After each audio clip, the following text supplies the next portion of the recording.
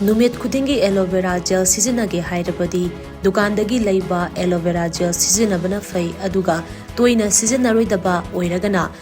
रो aloe vera सिजनबना हेना फै हाइना अखंग अहे सिंगी report अमना हाइरी report असिना high हेकपदा ngairiba aloe vera da unsa kathekpa hakachaba amadi furi uding thokraba matung mafam adu ngangsinदुना leihoba asina chingba sing phahanba ngamba enzyme amadi antioxidant yawi अदुबु हेकपदा ngairiba aloe vera da aloe कोबा हंगामा पाल मचुगी मही अमा यावी मही असि यावबना हेकपदा ngairiba aloe vera असि sensitive नत्रगा Puri थोकन बमी सिंगना तैबदा उनसादा खुदोंग चादबा कया मायोकना हली मरम अदुना उनसागी प्रॉब्लम लेबा मी सिंग हेकपदा ngairiba aloe vera तैगे हाइरबदी aloe vera अदु फजना चामलबा मतुंग इसिंगदा ngaihak tinglaga तैगदबनी